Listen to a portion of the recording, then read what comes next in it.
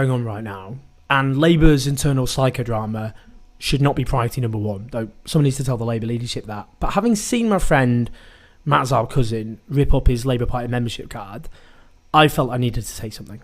I've known Matt for well over a decade. When I first met him, he was a young, idealistic, committed Labour Party activist who wanted to change the world. And he's done that.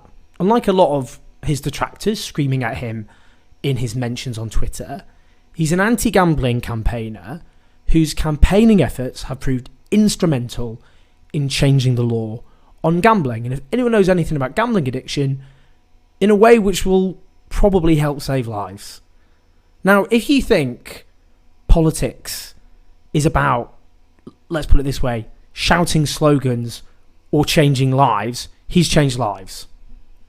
Now, it's difficult for people like myself to explain the often irrational, emotional connection we have with the Labour Party. I was born into the Labour Party.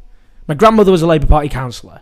My parents met canvassing for the Labour Party in a snowstorm in Tooting in the 1960s. I was taken campaigning, canvassing, leafleting for the Labour Party in a buggy. I was given, the sad git I am, a Labour Party membership card at the age of 15 on my 15th birthday. I have voted for the Labour Party in every single election under every single leader in my adult life. It is beyond sad and traumatic to see what's happening to the Labour Party at the moment. Keir Starmer was elected on a mandate of radical domestic policies and party unity. That was his mandate. He was a man who said the 2017 manifesto was our foundational document, who wanted to have a unified party. His advisors briefed me in that leadership election that they were desperate to keep John McDonnell on as their shadow chancellor. We're now at the stage where the Labour leadership is contemplating expelling 11 left-wing Labour MPs whose politics Keir Starmer knows all about. He campaigned to make Jeremy Corbyn Prime Minister and John McDonnell Chancellor of the Exchequer. He knows what their politics are. And that is something which Tony Blair never considered, or Neil Kinnock never considered.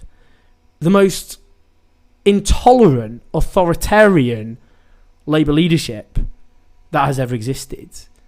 Those pledges on radical domestic policies abandoned. Party unity out the window. People voted for a radical Labour leader and they've ended up with someone who is now just New Labour incarnate.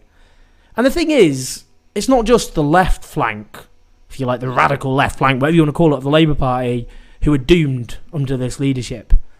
But anyone to the right of Peter Mandelson, that's where this is heading.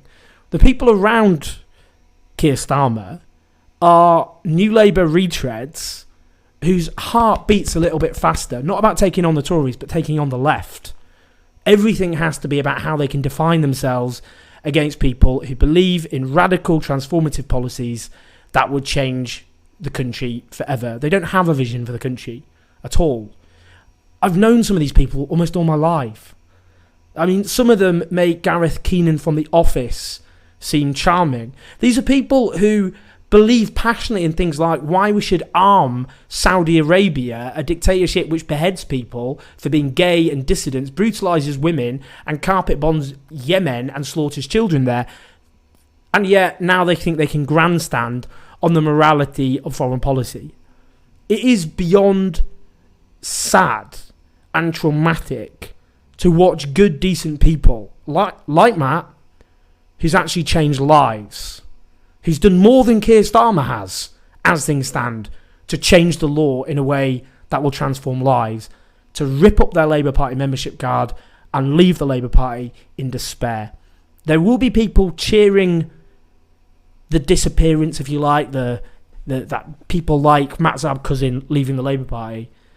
But I'm afraid to say, unlike whatever you think about Corbynism, which was deemed a cult, this is a cult online full of people who don't even believe in anything, don't have a vision for the country, A lot of it is just about vengeance and settling scores with the left. That's no way to run a party, and it's no way to run a country, which is, of course, what the Labour leadership aspire to do. I just wanted to get this, if you like, off my chest. But as I've said, beyond sad. And the people who need a Labour government to change lives deserve so much better than this.